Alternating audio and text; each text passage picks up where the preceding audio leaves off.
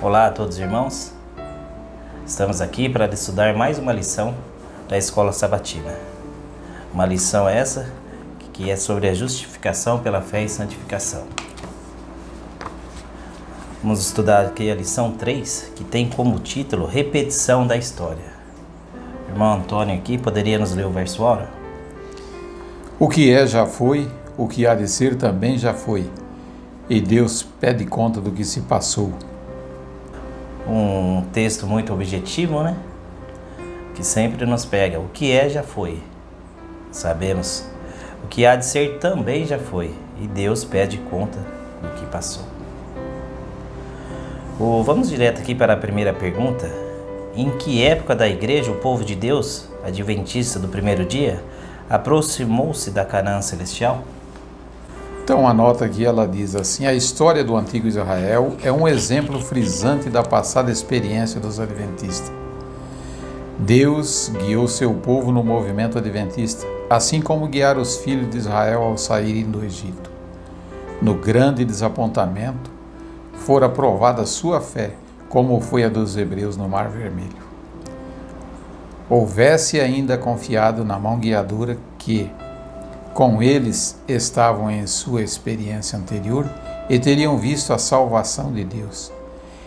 E se todos os que trabalharam unidos na obra em 1844 tivessem recebido a mensagem do terceiro anjo, proclamando-a no poder do Espírito Santo, o Senhor teria poderosamente operado por seus esforços, caudais de luz ter-se-ia derramado sobre o mundo, haveria anos que os habitantes da terra teriam sido avisados, a obra final estaria consumada e Cristo teria vindo para a redenção do seu povo.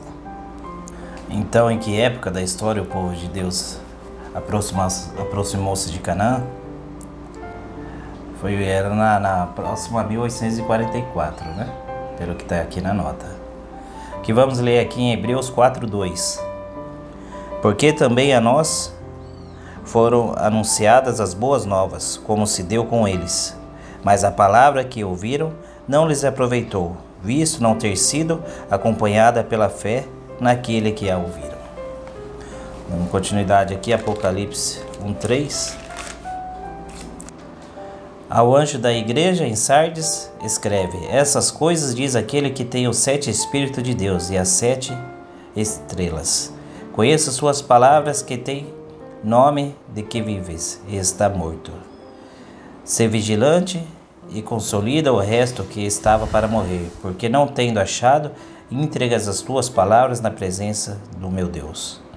Lembra-te, pois, de como tens recebido e ouvido, guarde-te e arrepende-te, porquanto, se não vigiares, virei como ladrão, e não conhecerás de modo algum em que hora virei contra ti. Segunda pergunta. Que mensagem foi pregada nos anos de 1843 e 1844, especialmente nos Estados Unidos? Então, nós sabemos que foi a mensagem do primeiro anjo. E que pessoas se uniram a Miller nessa proclamação?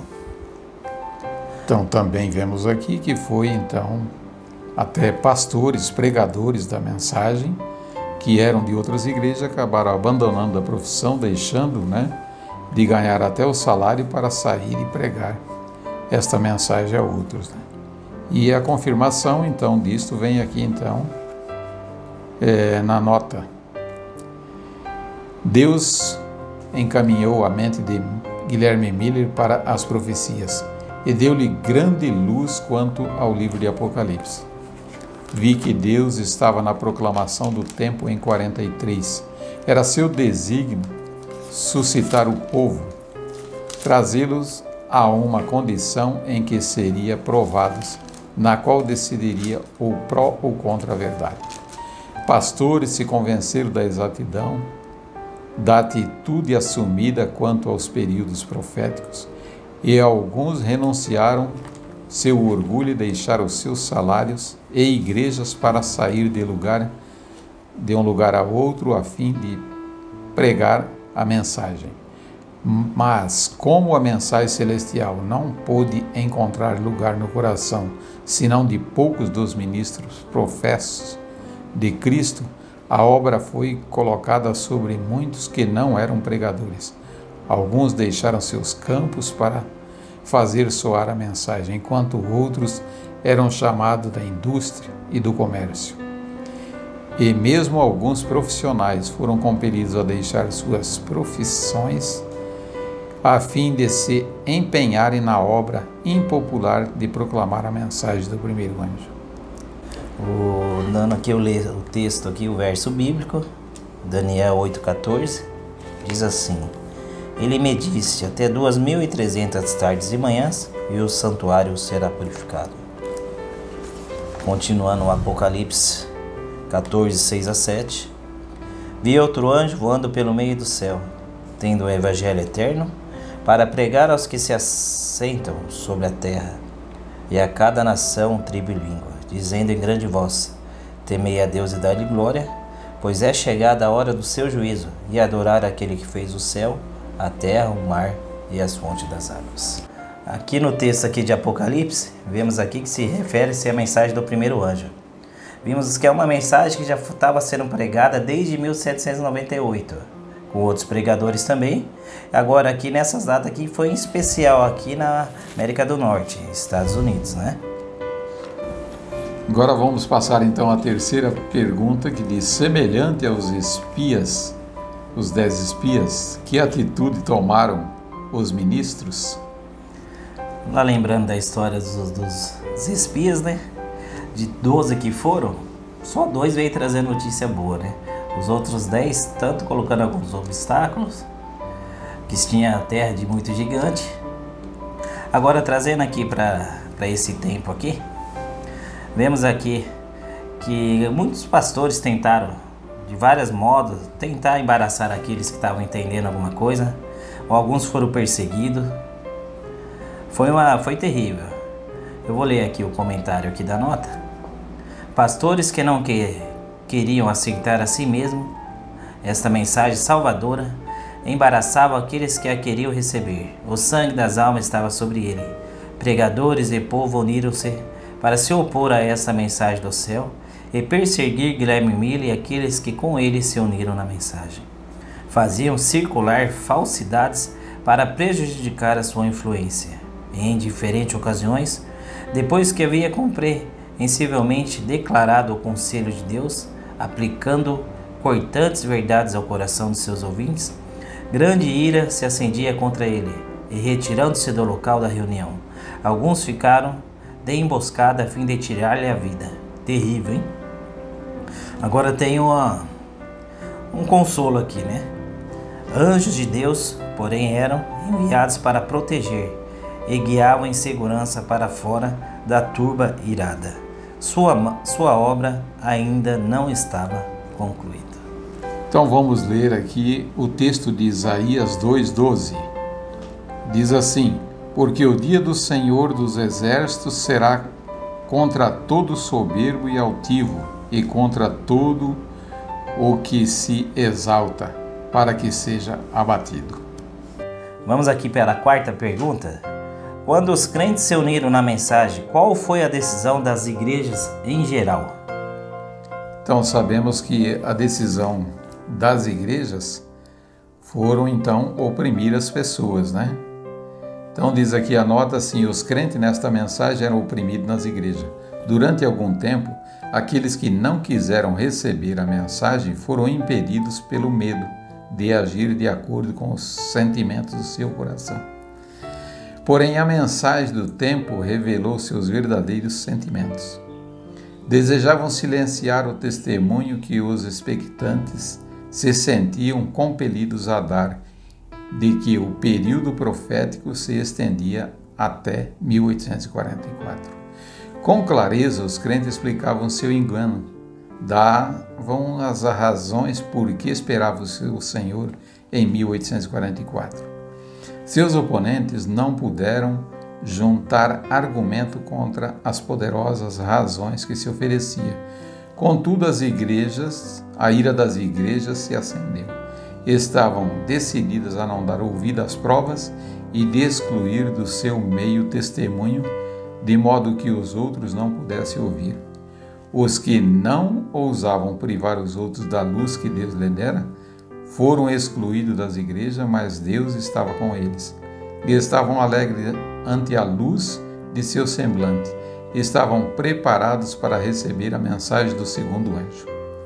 Aqui vemos então que Jesus saiu com eles. Então como ficou a igreja na época? Então, sem Cristo, né, a igreja, naquele momento, aquelas que eram representantes, as 13 igrejas, né, ficaram sem Cristo. Exatamente. Aqui vamos ler aqui o texto da Bíblia aqui, em 3 João. Escrevi alguma coisa à igreja, mas Diótrefes, que gosta de exercer a primazia entre eles, não nos dá acolhida. Por isso, se eu for da acolhida, lembradas as obras que ele pratica, proferindo contra nós palavras maliciosas, e não satisfeito com essas coisas, nem ele mesmo acolhe os irmãos, como impede os que querem recebê-los e expulsá-lo da igreja. Amado, não imiteis o que é mau, senão o que é bom. Aquele que a palavra, o bem procede de Deus, aquele que pratica o mal, jamais viu a Deus. Então, como concordância com o verso áureo, né?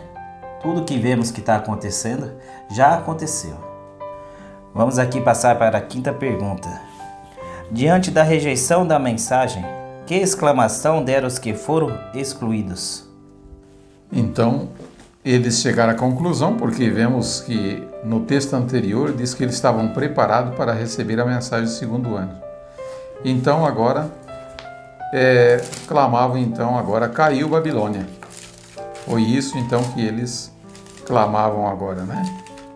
Diz, como as igrejas se recusassem a receber a mensagem do primeiro anjo, rejeitaram a luz do céu e caíram do favor de Deus. Confiaram em suas próprias forças e, opondo-se à primeira mensagem, colocaram-se onde não poderiam ver a luz da mensagem do segundo anjo.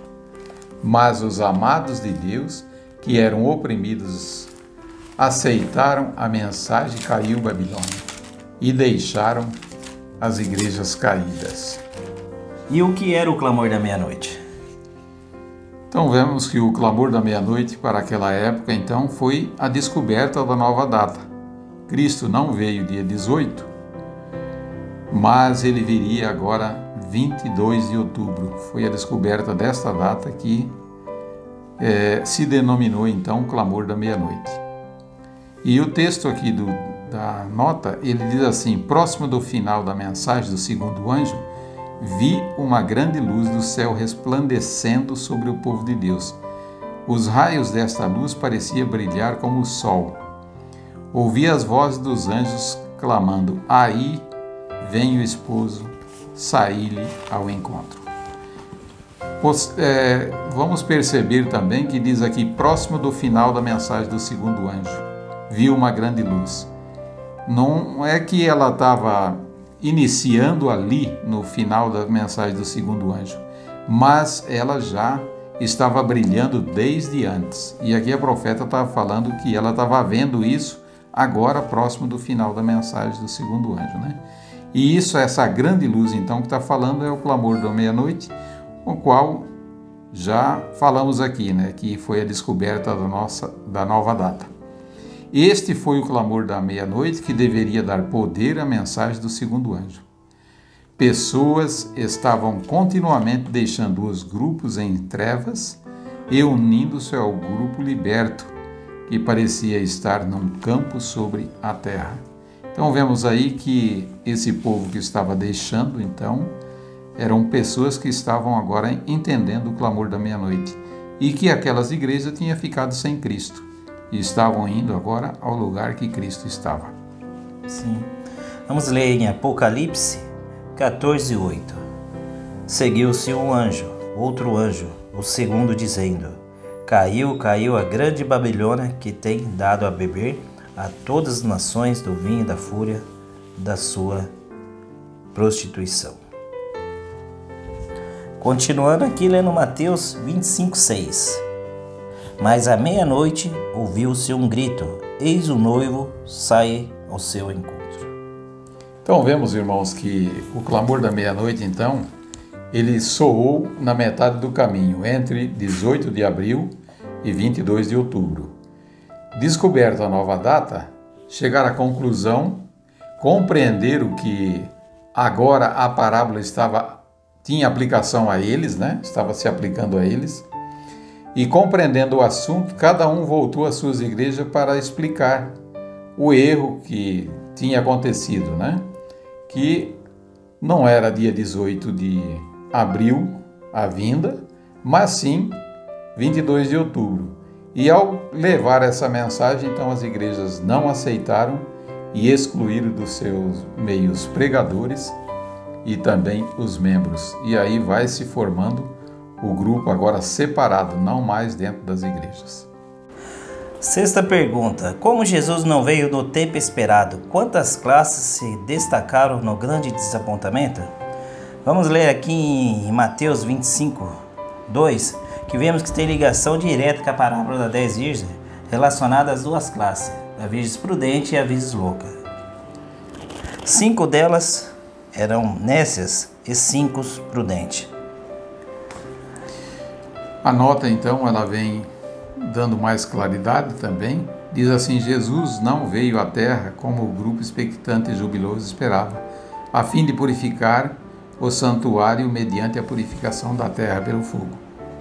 Vi que eles estavam certos na sua interpretação do período profético.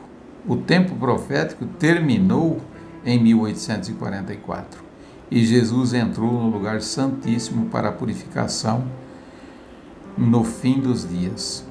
O engano deles constituiu em não compreender o que era santuário e a natureza da sua purificação. Ao olhar de novo, o desapontado grupo expectante parecia triste. Examinaram cuidadosamente as evidências de sua fé e reestudaram a interpretação dos períodos proféticos, mas não lograram descobrir erro algum. O tempo havia sido cumprido, mas onde estava o Salvador? Tinham-no perdido. Foi-me mostrado o desapontamento dos discípulos quando foram ao sepulcro e não encontraram o corpo de Jesus. Ao passar o tempo, os que não haviam recebido inteiramente a luz do anjo que se uniram com os que haviam desprezado a mensagem e voltaram-se contra os desapontados e ridicularizaram. Vemos aqui em ligação com a parábola das 10 virgens, que aquela primeira aplicação se finaliza aqui, que vemos pelos estudos que é na crise que o caráter é revelado. E aqui dá a entender que as virgens loucas aqui ridicularizaram, né? Então aí ficou nítida a separação das duas classes. Vemos aqui que sempre existe duas classes, né? Então vemos que as prudentes até tentaram procurar onde estava o erro, mas não acharam erro algum. Eles não entendiam somente que Jesus não viria na terra, mas sim lá do lugar santo para o Santíssimo. Mas mesmo as prudentes, sem ter, estavam procurando, não achavam erro, mas nunca desanimaram, nunca perderam a fé. Ao contrário da outra classe, que em vez de investigar, procurar certinho, já acharam melhor ridicularizá-los. Foi uma diferença bem nítida. Então vamos agora à pergunta número 7. Por que não se concluiu a obra naquela época? Por causa da sua incredulidade. Isto. Aqui em 2 Pedro, então, ele fala, diz aqui 3:9, diz: não retarda o Senhor a sua promessa, como alguns a julgam demorada. Pelo contrário, ele é longânimo para convosco, não querendo que nenhum se perca, senão que todos cheguem ao conhecimento. Então nós vemos aqui o texto, ele está dando uma ênfase então que Cristo não veio porque tinha pessoas ainda que deveriam ser salvas ainda futuramente, né? E ele diz que não retarda, mas está esperando alguém. Nós sabemos que acaba retardando um pouco, né? Pela misericórdia, né? Pela misericórdia, né? E leamos outro texto em Salmos 78, verso 57, diz assim: tornaram atrás e se portaram aleivosamente como os seus pais. Desviaram-se como um arco enganoso.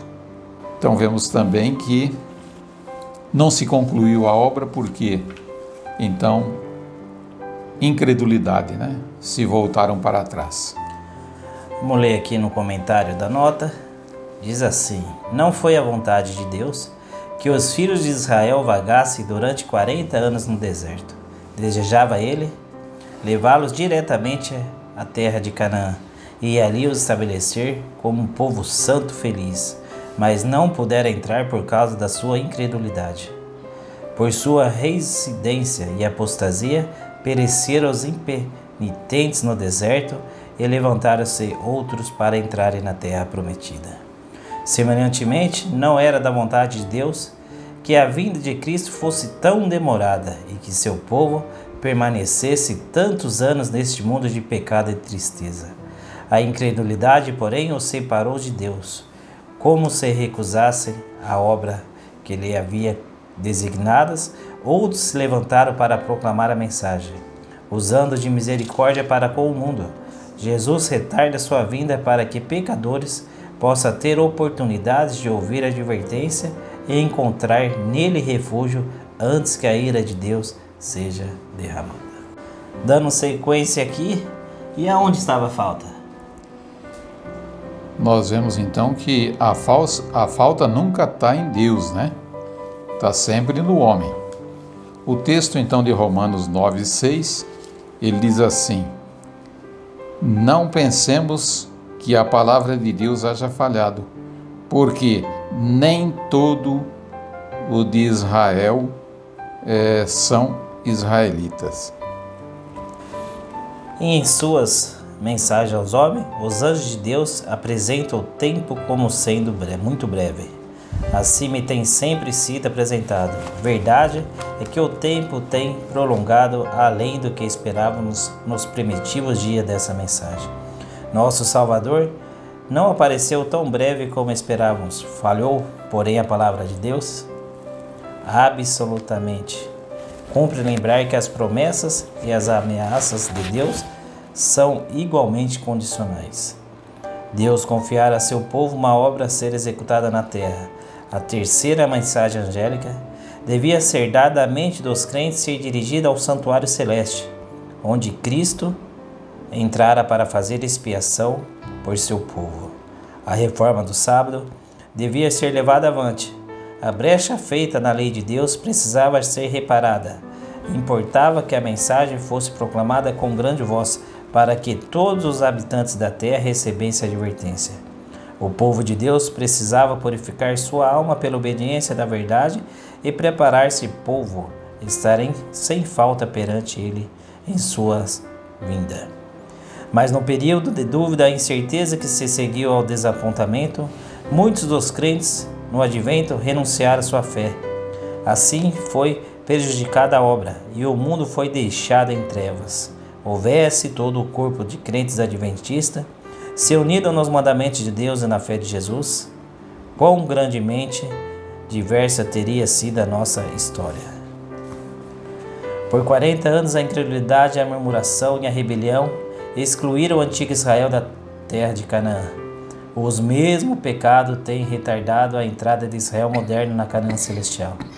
Em nenhum dos casos houve falta da parte das promessas de Deus. E a incredulidade, o mundanismo, a falta de consagração e o contento entre o professo povo de Deus que nos tem detido neste mundo de pecado e de dor por tantos anos. Então vemos aqui que jamais Deus falha, né? A falha sempre está em nós mesmos. Nona pergunta: ao invés de avançarem pela fé na mensagem do terceiro anjo, o que ocorreu? Então vemos que a mensagem do terceiro anjo ela vem agora depois do dia 22 de outubro, então trazendo agora algo de importante. Nós vimos aí já que teria que vir algumas mensagens mais para ser colocado sobre o povo de Deus, que era então conhecimento do sábado, que era um dos 10 mandamentos, reforma de saúde, que veio posteriormente. Então, algumas mensagens que ainda teria que vir ao conhecimento. Enquanto isso, estava acontecendo então o trabalho no santuário celestial de julgamento pelo caso dos mortos, né? Então, estava acontecendo isso. E o terceiro anjo, então, agora ele vem novamente para um povo, que seria então adventista do 7º dia, porque agora ia conhecer o sábado, né? E seria admitido com esse nome, então, adventista do 7º dia. Mas em vez de crescerem para a justiça de Cristo, do conhecimento, se achegar mais a Deus para logo então irmos para a Canaã celestial, o que aconteceu? Volveram atrás igual os israelitas. Os israelitas, então, se eles têm obedecido à palavra de Deus, hoje o mundo seria diferente. E assim fez então a igreja odierna. Ela também, em vez de seguir para frente, ela começou a volver para trás, né? Começou a buscar então o louvor do mundo, começou a querer também a amizade então do mundo, né? E isso acabou então separando eles de Deus. E a nota ela diz aqui: como o Senhor concedeu grandes bênçãos à sua igreja, a justiça exige que ela devolva esse talento com juros. Como aumentou os tesouros da verdade confiados à sua guarda, aumentou também as suas obrigações. Mas em vez de desenvolver esses dons e avançar rumo à perfeição, ela volveu atrás daquilo que alcançara em sua experiência anterior. A mudança em seu estado espiritual processou-se gradualmente e quase imperceptivelmente. Ao começar a buscar o louvor, a amizade do mundo, sua fé diminuiu, seu zelo acabou, sua fervorosa devoção cedeu lugar à formalidade morta. E cada passo rumo ao mundo foi um passo para mais longe de Deus.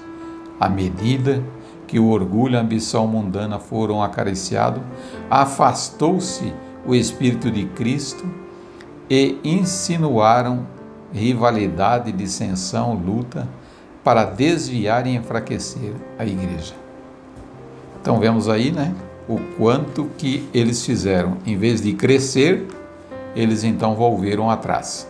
Vamos então à pergunta número 10. Se o povo houvesse cumprido o propósito divino, onde estariam agora? Na Canaã celestial. Isso. Caso houvesse sido executado o propósito divino de transmitir ao mundo a mensagem da misericórdia, Cristo já teria vindo à terra e os santos teriam recebido as boas-vindas na cidade de Deus.